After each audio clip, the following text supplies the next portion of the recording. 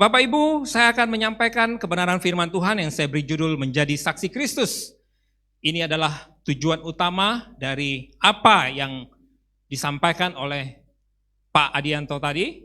Kita menerima kuasa apabila Roh Kudus turun atas kita, agar kita menjadi saksi Kristus seperti firman Tuhan dalam Kisah Para Rasul 1 ayat 8. Tetapi kamu akan menerima kuasa kalau Roh Kudus turun ke atas kamu dan kamu akan menjadi saksiku. Jadi Bapak Ibu Saudara, tujuan Tuhan memenuhi kita dengan Roh Kudusnya sehingga kita mendapatkan kuasa daripada Tuhan adalah agar kita menjadi saksi Kristus.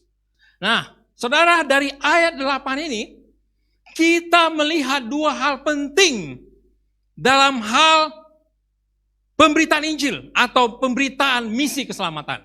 Yang pertama, Roh Kudus adalah sumber kekuatan kita. Yang kedua, Saudara, pemberitaan Injil dapat dilakukan di mana saja, kapan saja, kepada siapa saja. Firman Tuhan tadi dikatakan, saudara-saudara, saya ulangi, kamu akan menerima kuasa kalau Roh Kudus turun ke atas kamu dan kamu akan menjadi saksiku di Yerusalem, Yudea, Samaria, sampai ke ujung bumi. Yerusalem berbicara tentang keluarga kita, keluarga kecil kita, keluarga kandung kita. Yerusalem adalah home base dari Tuhan Yesus dan murid-muridnya. Walaupun Tuhan Yesus orang Nazaret, murid-muridnya orang Galilea, tetapi home base mereka di Yerusalem. Dari sejak zaman dulu, saudara, Yerusalem adalah kota strategis bagi manusia pada saat itu di Palestina atau Israel. Yerusalem adalah home base para murid. Nah, ini berbicara apa? Ini berbicara tentang orang-orang terdekat kita. Kita harus memberitakan Injil kepada orang-orang terdekat kita. Yerusalem. Kemudian Yudea. Yudea berbicara, Yudea adalah provinsi. Kalau Yerusalem kota, ibu kotanya, Yudea adalah provinsi, lingkup yang lebih luas. Setelah kita menjadi saksi kepada keluarga kita, kita harus keluar dan menjadi saksi di lingkup yang lebih luas. Apakah itu komunitas kita? Apakah itu teman-teman semarga kita, saudara? Kepada tetangga-tetangga, saudara. Jadi lingkupnya lebih luas. Samaria itu adalah kota yang dianggap najis oleh orang Israel. Karena mereka menyembah, mereka mencampur adukan ajaran Yahudi dengan ajaran-ajaran dari bangsa Asyur. Sehingga mereka menganggap orang Samaria najis. Nah, ini berbicara apa, saudara? Samaria berbicara tentang pemberitaan Injil kepada orang yang berbeda dengan kita. Berbeda suku, berbeda bahasa, bahkan berbeda keyakinan. Kita beritakan Injil kepada mereka. Kemudian saudaraku yang terakhir, sampai ke ujung bumi. Di mana ujung bumi, saudara? Kita nggak harus ke Afrika. Kita nggak harus ke Amerika, saudara-saudara. Kalau saudara nanti keluar, saudara lihat.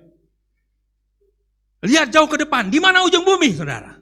Sejauh saudara memandang, itulah ujung bumi. Jadi, saudara, saya mau katakan, pemberitaan Injil kita lakukan di mana saja, kapan saja, kepada siapa saja. Amin. Dimulai dari Yerusalem kita, kemudian keluar lingkup yang lebih luas, Yudea, kemudian ke Samaria, orang yang berbeda dengan kita, dan sampai kemana-mana, sampai ke ujung bumi. Haleluya, saudara-saudara. Jadi itu pesan firman Tuhan ini saudara-saudara. Tapi saya mau tambahkan ya. Ada 3 konsep penginjilan. Yang pertama, presensi. Presensi itu kehadiran, saudara. Kehadiran. Kita dapat menjadi saksi jika kita hadir di suatu tempat. Dalam satu lingkup komunitas. Hadir. Tetapi saya mau katakan, jangan hanya hadir. Tetapi kita hilang dengan yang satu ini. Proklamasi, saudara. Kita harus mengproklamirkan Injil. Ada orang yang dia hanya hadir. Hadir itu juga penting sih sebenarnya, saudaraku. Sangat penting. Gimana kita memproklamirkan Injil kalau kita tidak bisa hadir. Kalau kita tidak menjadi berkat. Presensi ini berbicara dengan perbuatan-perbuatan baik kita. Di dalam lingkup komunitas. Sehingga Tuhan katakan, orang-orang yang melihat perbuatanmu yang baik, mereka akan mempermuliakan nama Bapa di surga. Presensi. Tetapi saudara, jangan sampai lupa yang namanya proklamasi. Kita harus memproklamirkan Injil. Jangan sampai kita hadir di satu tempat, kita tidak pernah sekalipun satu kata pun memberitakan tentang Kristus. Sebaliknya, proklamasi tanpa presensi juga ada kurangnya. Proklamasi digabung dengan presensi sangat baik sekali. Tetapi yang ketiga, saudara, yang ketiga yang juga penting, dan kita semua bisa lakukan ini. Persuasi. Apa artinya persuasi? Kalau saudara lihat di Kamus Besar Bahasa Indonesia, persuasi artinya ajakan halus, bujukan. Jadi saudara bisa membujuk seseorang datang ke gereja. Saudara bisa membujuk seseorang untuk mendengar berita tentang Kristus secara perlahan, saudara-saudara. Kalau kita gabung persuasi, bujukan halus dengan presensi kita hadir dalam situasi kondisi dan kita memproklamirkan Injil, saudara-saudara, saya percaya jiwa akan datang kepada Tuhan. Amin, saudara-saudara. Ini 3 konsep penginjilan. Nah, ada lagi 3, kalau tadi 3P, presensi, proklamasi, persuasi. Nah, sekarang ada lagi, saudaraku, 3 cara mendukung penginjilan. Kalau yang ini saya sebut 3D. Doa, daya, dan saudara-saudara, kita dapat mendukung pemberitaan Injil melalui doa kita, saudara.